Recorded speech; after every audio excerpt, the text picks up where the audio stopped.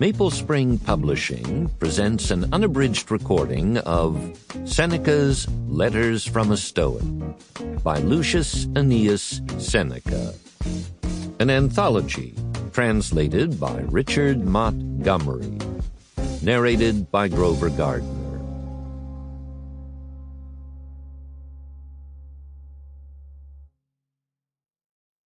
Introduction. Among the personalities of the early Roman Empire, there are few who offer to the readers of today such dramatic interest as does Lucius Annaeus Seneca, the author of the epistles which are translated in this volume. Born in a province, educated at Rome, prominent at the bar, a distinguished exile, a trusted minister of state, and a doomed victim of a capricious emperor, Seneca is so linked with the age in which he lived that in reading his works we read those of a true representative of the most thrilling period of Roman history. Seneca was born in the year 4 BC, a time of great opportunity, at Corduba, now Cordoba, in Spain, son of the talented rhetorician Annaeus Seneca. We gather that the family moved to Rome during the boyhood of Lucius, that he was educated for the bar, and that he was soon attracted by the Stoic philosophy, the stern nurse of heroes during the first century of the empire. That his social connections were distinguished we infer from the prominence and refinement of his brother Gallio, the Gallio of the New Testament, from the fact that he himself was noticed and almost condemned to death by the Emperor Caligula soon after he began to speak in public, and especially because his aunt, whom he visited in Egypt, was the wife of the governor of that country. Up to the year 41 he prospered. He makes mention of his children, of his mother, who, like the mother of Goethe, seems to have imbued him with idealism and a certain amount of mysticism, and of many valued friends. But during that year, as a result of court intrigue, he was banished to the island of Corsica.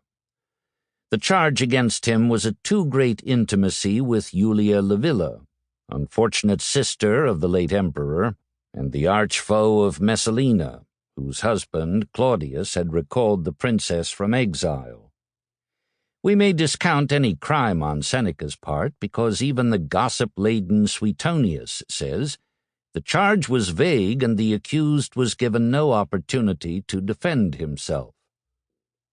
The 8 years of exile were productive of much literary work. The tragedies, which have had such influence on later drama, are the fruit of this period, besides certain essays on philosophic subjects, and a rather cringing letter to Polybius, a rich freedman at the court of Claudius. In 49, however, Fortune, whom Seneca as a Stoic so often ridicules, came to his rescue. Agrippina had him recalled and appointed tutor to her young son, later to become the Emperor Nero. Holding the usual offices of state and growing in prominence, Seneca administered the affairs of the prince in partnership with Burrus, the Praetorian. Together they maintained the balance of power between throne and senate until the death of Burrus in the year 62. After that time, a philosopher without the support of military power was unable to cope with the vices and whims of the monster on the throne. The last 2 years of Seneca's life were spent in traveling about southern Italy, composing essays on natural history, and relieving his burdened soul by correspondence with his friend Lucilius. In the year 65 came his suicide, anticipating an act of violence on the emperor's part. In this deed of heroism he was nobly supported by his young wife Paulina. The best account of these dark days is given in Tacitus. These letters are all addressed to Lucilius. From internal evidence we gather that the native country of this Lucilius was Campania, and his native city Pompeii or Naples.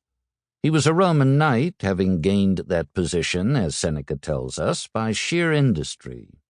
Prominent in the civil service, he had filled many important positions and was, at the time when the letters were written, procurator in Sicily. He seems to have had Epicurean tendencies, like so many men from this part of Italy.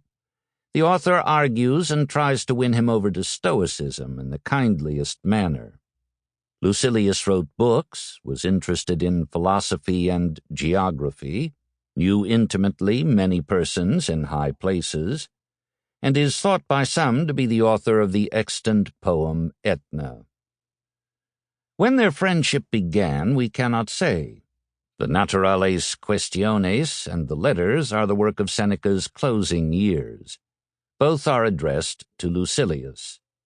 The essay De Providentia, which was also dedicated to him, is of doubtful date and may be fixed at any time between the beginning of the exile in Corsica and the period when the letters were written.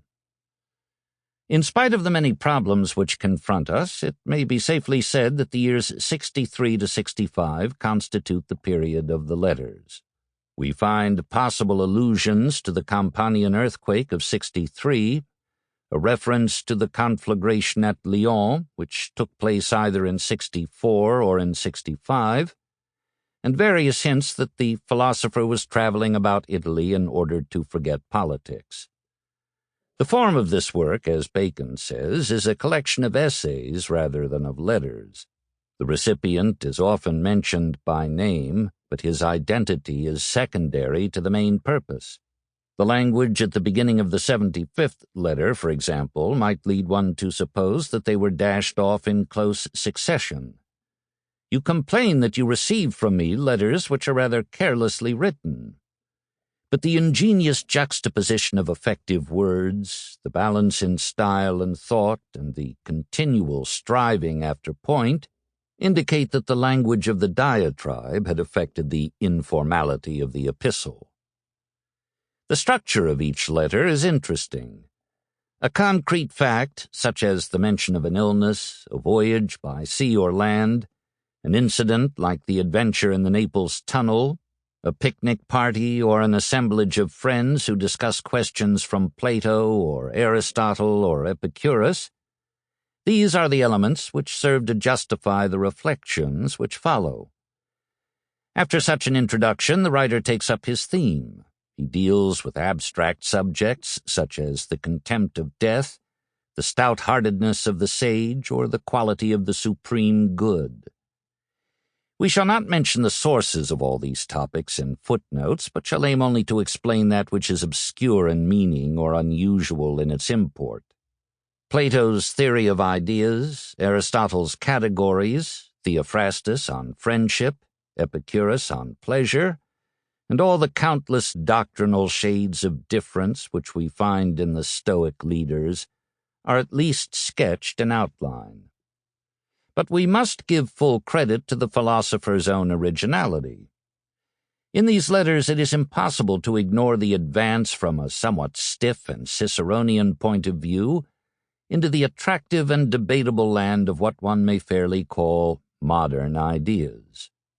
The style of the epistles is bold, and so is the thought. Considered en masse, the letters form a fruitful and helpful handbook of the very widest scope and interest. The value of intelligent reading and the studies which make for culture is presented to Lucilius with frequency, notably in numbers 2 and 88. Seneca agrees with the definition of higher studies as those which have no reference to mere utility. The dignity of the orator's profession, 40 and 104, is brought to the attention of a young self-made merchant who seems inclined towards platform display. The modern note is struck when the author protests against the swinish and debasing effects of slavery or gladiatorial combats. 47, preaches against the degeneracy of drunkenness. 83, portrays the charms of plain living and love of nature. 86, 90, 94, recommends retirement. 18, 56, 120. Sample complete. Ready to continue?